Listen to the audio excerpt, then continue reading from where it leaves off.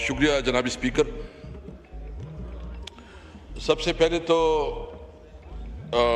Deputy prime minister صاحب نے جو اس وقت ڈیٹیل پارلیمنٹ کے سامنے رکھی ہے وہ خود بھی کافی کنفیوز نظر آئے، اور بجائے اس کے کہ وہ اسپیسیفک بات کرتے، ٹو دی پوائنٹ بات کرتے، وہ آئے بائیں شائیں میں آگے پیچھے گھومتے رہے. اور سوال یہ ہے کہ جب آپ اتنی بڑی ڈیسیجن لینے جا رہے ہیں تو اس ڈیسیجن میں آپ نے اس پارلیمنٹ سے کوئی مشاورت کرنی تھی کہ نہیں تھی؟ پلیز ہاؤس ان آرڈر کر پلیز اسپیکر صاحب، کہ جب اتنی بڑی ڈیسیجن لینی تھی تو اس ڈیسیجن میں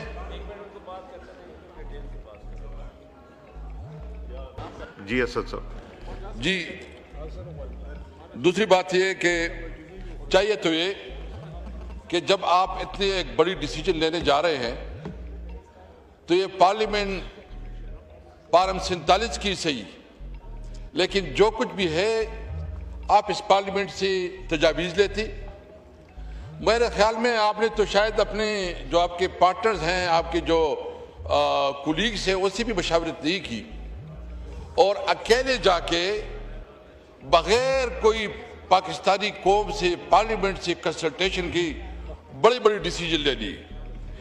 یہ جو شمع جنیجو والا ایشو ہے جو انہوں نے بہت ہی لائٹلی لیا. خواجہ آصف صاحب ایک فرما رہے ہیں جو ان کی پیچھے بیٹھی تھی، اور جو فارن منسٹری ہے اس کی دوسری سٹیٹمنٹ ہے، اور وہ خود فرما رہی ہے کہ اگر نتنیاہو کے ساتھ میری ملاقات ہو تو میں سیلفی کھچواؤں گا.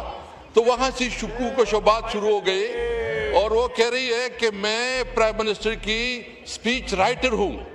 اس کی تو ایکسپلینیشن نہیں ہوئی، اور خواجہ آصف صاحب کو جو خود جتنی ٹی وی انٹرویو میں اس کو ہزیمت اٹھانی پڑی اور پتہ نہیں کیا ایکسپلینیشن.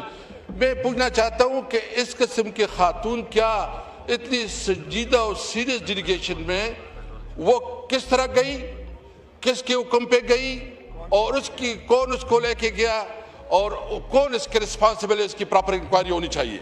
اور اس پہ یہ شکوک و شبہات بھی ہو گئے کہ شاید یہ جو ہے نا، جس طرح اس نے کہا کہ نتنیاہو کے ساتھ میری اگر وہ موجود ہوتی تو میں اس کے ساتھ فوٹو بھی کھینچ لیتی.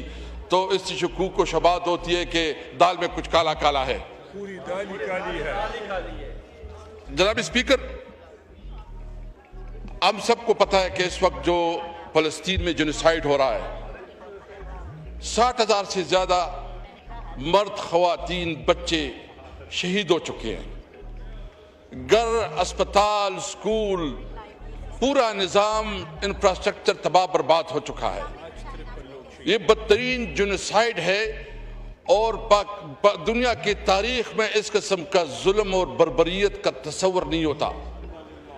اور جتنی جارحیت سے، جتنی ڈٹائی سے اس وقت بھی اسرائیل اپنا موقف رکھی ہوئی ہے کہ جو بھی ہو ہم فلسطین اسٹیٹ کو ریکگنائز نہیں کریں گے. میں پوچھنا چاہتا ہوں کہ میاں صاحب کو کیا جلدی تھی کہ ابھی مسٹر ٹرمپ کا وہ 20 نکاتی پوائنٹ بھی نہیں آئے تھے، کیا اس نے ٹویٹ کر دی؟ کیا کسی سے پوچھا تھا؟ کیا یہ جو انہوں نے ٹویٹ کی، جو 8 اسلامی ممالک ہیں، اس 8 اسلامی ممالک میں ایک بھی سربراہ نے ٹویٹ کیا؟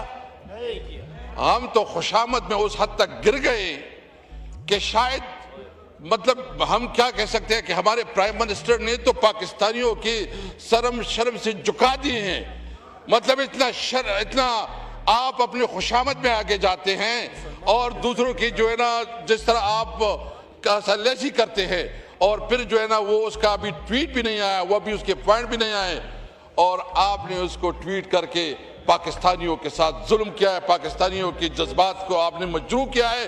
میں اپنی اپوزیشن سے کی طرف سے یہ مطالبہ کرتا ہوں کہ वज़ीर आज़म जो है ना वो माफ़ी मांगे अपने कौम से कि उसने अपनी कौम के जज्बात को मजरूह किया है, उसने अपनी कौम के जज्बात को मजरूह किया है। मैं सिर्फ इसके साथ इस दौरान अगर कोई एग्रीमेंट होता है, दो फरीकों के आपस में लड़ाई है, इसराइल और फलस्तीन, आप एग्रीमेंट करते हैं, एग्रीमेंट में आप फलस्तीन की किसी नुमाइंदे से नहीं पूछते? क्या ये फैसला आपने जबरदस्ती उसके ऊपर टोपना है कि फलस्तीन की आवाम की आरा को भी कोई इज्जत हो, कोई रिस्पेक्ट देनी है? इसलिए कोई भी मुआहदा हो, कोई भी एग्रीमेंट हो जिसमें फलस्तीनी आवाम की राय शामिल न हो, वो किसी तौर पर काबिल कबूल नहीं है। सबसे पहले फलस्तीनी आवाम जो है ना अपनी बात करेगा। फलस्तीनी आवाम जब तक अपनी जो वो अपनी मंशा जाहिर ना करे, उस वक्त तक कोई फैसला, कोई डिसीजन नहीं। और मुझे तो अफसोस इस बात का है कि इस तरह दिखाया जा रहा है कि शायद आपने एक बहुत बड़ा काम किया। आपने तो फलस्तीनी आवाम के साथ जुल्म किया, आप इसको कंसिडर ही नहीं कर रहे। उसकी जेनोसाइड हो रही है, उनकी निज़ाम तबाह बर्बाद हो गए, उसकी जिंदगी खत्म हो गई है। दुनिया की तारीख में इस किस्म का जुल्म का कोई तस्वर नहीं है, और फिर भी आप कहते हैं कि नहीं हम जो है ना, मैं इस मौके पे कहता हूं कि पाकिस्तानी अवाम 25 करोड़ अवाम किसी भी सूरत में इसराइल को तस्लीम नहीं करेंगे। ये किसी भी सूरत में इसराइल को तस्लीम नहीं करेंगे। आप अगर एक तरफ से दूसरी तरफ से, सबसे पहले सवाल ये है कि फलस्तीनी अवाम की जो राय होगी, फलस्तीनी अवाम की जो मुतालिबा होगा, सबसे पहले उसके मुतालिबे को माना जाएगा। इसके बाद हम किसी सूरत में जो इसराइल को तस्लीम नहीं करेंगे। जनाब स्पीकर, इस वक्त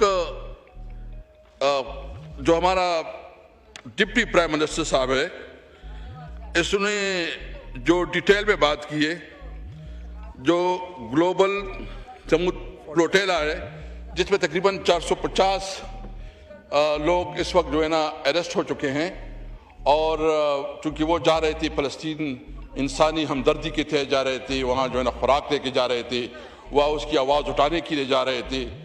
लेकिन एक फलस्तीन जो इसराइल जिस तरह उसका एक फाशिस्ट रवैया है, जिस फाशिज्म की उसने जिस तरह उसको अरेस्ट किया है, हम इसकी मजम्मत करते हैं और मुतालिबा करते हैं कि हुकूमत पाकिस्तान उसके लिए डिप्लोमेटिक चैनल के तमाम ज़रा इस्तेमाल करे ताकि उनको बाइज़्ज़त बाहिफाजत जो मुल्क में लाया जाए। मैं अपनी बात इसलिए मुख्तसर करना चाहूँगा कि मौलाना साहब भी बैठे, वो भी बात करना चाहेंगे, और मैं समझता हूँ कि अगर उसने बात करनी है।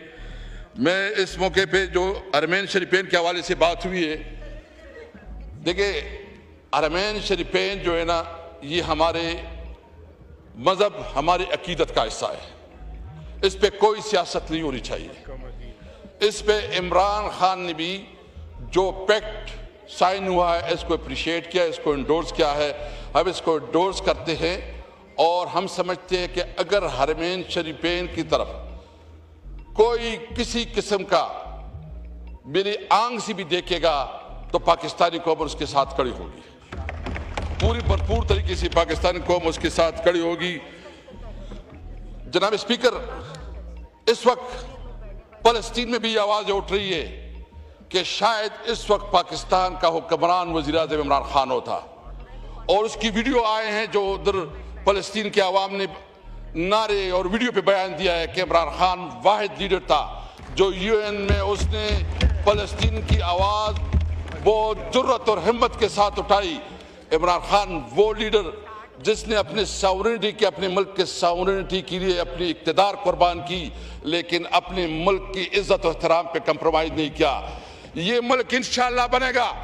ये मुल्क पूरी दुनिया का, इस्लामी दुनिया का लीडर होगा, और इसका लीडर इमरान खान होगा इंशाअल्लाह ताला। हम पूरी उम्मत मुस्लिमा को इकट्ठा करेंगे, और जिस तरह दीगर यूरोपियन यूनियन है, इस तरह हमारी कोशिश है कि OIC को मजीद इफेक्टिव बनाया जाए। इमरान खान इस वक्त इस मुल्क का सही लीडर है, उसने जो इस मुल्क की जो जद्दोजहद की है। आखिर में जो پرائم منسٹر صاحب نے بات کی کہ ہماری اکانومی بہت تیزی سے آگے بڑھ رہی ہے.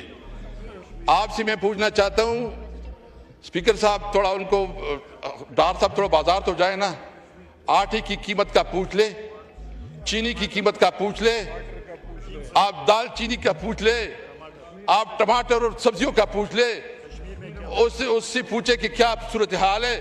اور اس وقت میرے پاس اس 2.5 سال میں تقریباً 26 انٹرنیشنل کمپنیاں ملک چھوڑ چکی ہے.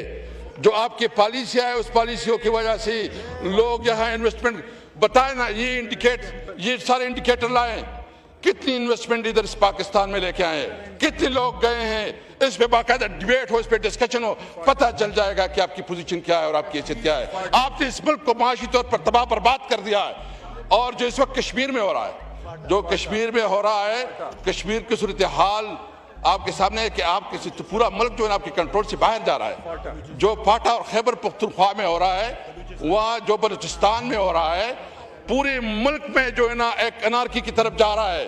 اس وقت ضرورت اس بات کی ہے کہ اس نااہل حکومت سے، اس ناجائز حکومت سے، اس فارم 47 کی حکومت سے، یہ جو عوام کے نمائندے نہیں اس حکومت سے جان چھڑا جائے، ری الیکشن کیا جائے، ایک ری الیکشن کیا جائے اور عوام کی صحیح منتخب نمائندے اس پارلیمنٹ کا حصہ ہو، تاکہ صحیح معنوں میں پاکستان کی پالیسی بنے جائے.